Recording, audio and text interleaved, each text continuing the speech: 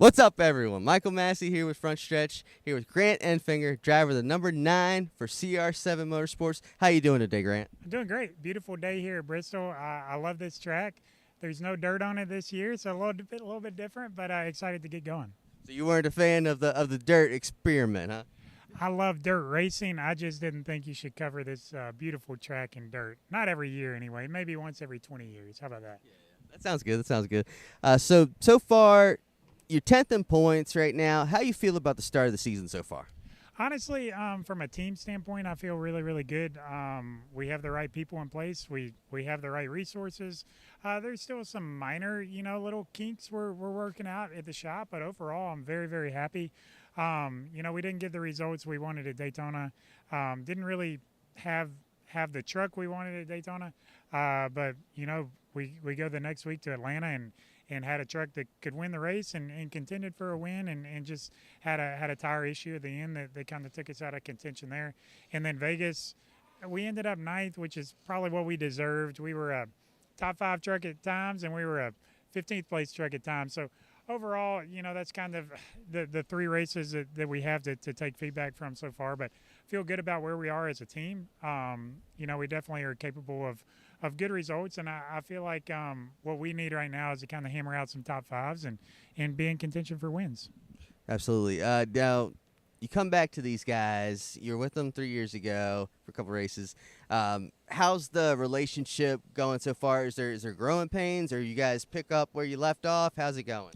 The relationship is great. It's always been great with myself and Cody and really the entire Grant County Mulch family. So that relationship is always been there, and it's just continued on. I would say there are some growing pains in the shop just because we've changed so much. There's so many good people that they had that are still there, and so many good people that we've brought and kind of tried to elevate the team. So it's definitely not the same team that I drove for a few years ago, but it's a lot of the same guys, and our relationship is the same. It's just gotten stronger. What's Cody Rohrbaugh like?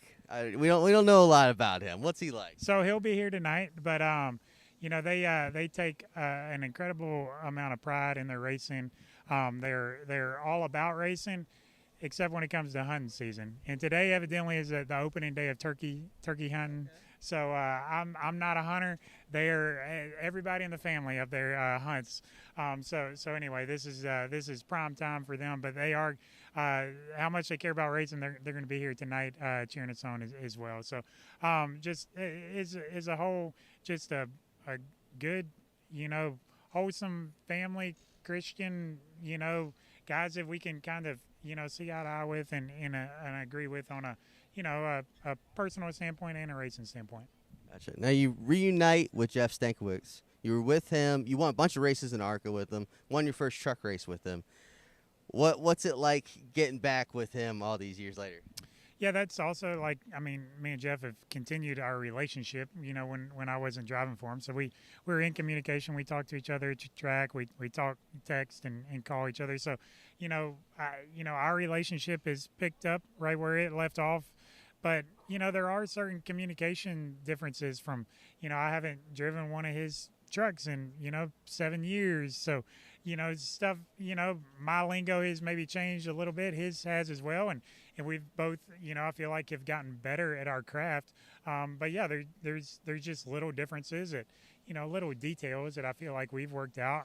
But I feel like we're on the same page now. I feel like we've pretty well been on the same page, but there has been some growing differences that we've just been learning about each other. And the biggest thing is, I truly believe in him as a crew chief. I believe in him as a leader of this team, and that's gone really, really well. Yeah. So last year, GMS Trucks shuts down. What was it like at the end there? You're chasing the championship, but also the truck program shutting down. Yeah. I think all year last year there was a lot of noise going around at GMS Racing. There was rumors, and then there was, they come out and handled things great, in my opinion, and gave us all heads up that, hey, we are shutting the program down. We're giving y'all a heads up. They're giving the guys a good severance package.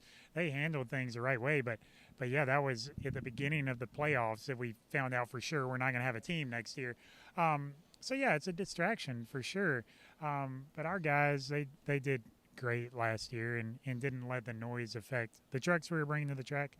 Didn't let them affect our performance. But yeah, as a driver, it's obviously stressful. You don't know when that next opportunity is coming, and there's a lot of conversations, hell, a lot of behind the scenes conversations that I'm usually not involved in. I was involved in last year, and obviously coming to CR7 Motorsports and doing everything with Michael Sheldon and Cody Robaugh and the whole Grant County Mulch family and the champion relationship and the Chevrolet relationship, just bringing all that together and making it make sense for everybody, and us being able to have the performance where we wanted it was a lot. And it was a lot going on while we were racing last year. So yeah, to have that behind us and to where we're just working now, and we're just, I think everybody's pulling the rope in the same direction, and it's pretty gratifying to see the progress that we've made in the short amount of time that we've been doing it.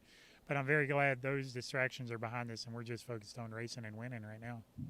Yeah, absolutely. Like, how soon after you find out that news are you on the phone making calls, things like that? Like right away, or There was noise before that, so I had been approached from other teams prior to that, and I had been in communication with the management there at GMS Racing and with Maury about all that stuff.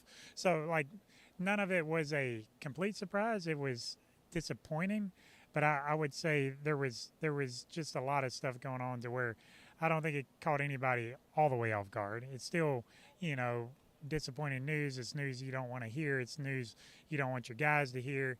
But yeah, it'd be hard for me to believe that it caught anybody by a complete surprise. So yeah, there was conversations going on from very early in the year last year. I feel like to all the way to the end of the year when we got everything finalized. So yeah, just it's a lot of stress at the end of the day. But as a race car driver and as anybody that's in this racing industry, it's part of life. There's always noise, always distractions, whether it's a team shutting down or whatever drama is going on at the current time. There's just always stuff going on, and I feel like we, for the most part, we did a great job of not letting that help or hurt or distract at all on our performance. And at the same time, I'm very glad those days are behind me and focus on the task at hand with CR7 Motorsports. for sure. Now, we talked about you had these 8 or 9 starts with their team back in 2021. You had some really good showings that year. Having that, is that what made you want to come back to this team? Knowing that you guys really showed some promise together. No, that wasn't at all. Actually, it was the relationship that I had with Cody and his family, and the fact that I truly believed he wanted to build this team into something that I envisioned would be successful too. I didn't want to race for the team that I raced for in 2021. I, I I wanted things to progress and to be where we could legitimately contend for championships and not squeak out a win every once in a while, to be contending for wins week in and week out. And we're a long way away from accomplishing that goal right now as we sit and talk today at Bristol, the 4th race of the season. But I truly believe we're on that path, and everybody is focused on achieving that goal. That year, yeah, you missed the one race, and you were in position on points to compete for the playoffs, but that rule wouldn't let you get in. Is that a rule you think, now we looking back in it, hindsight, is that a rule that you think NASCAR could revisit, or do you think that's a good rule? What do you think? I don't know. I mean, at the end of the day, I don't think they care too much about my input on all that stuff. It, the rule is in place for a reason, right? Like, you don't want somebody to win a race early on and skip a few races, like that's why that's in there. I do think that they give waivers, like they're going out of style if it's something that benefits them or their people or whatever. And yeah, I definitely think that was worthy of a waiver, for sure. I don't necessarily think that they should change the rule by any means, because I think the rule is in place for a good reason. Gotcha. All right. Well, you've heard it. That's Grant Enfinger. Follow along for all of our stuff here on the Front Stretch YouTube page. Thank you.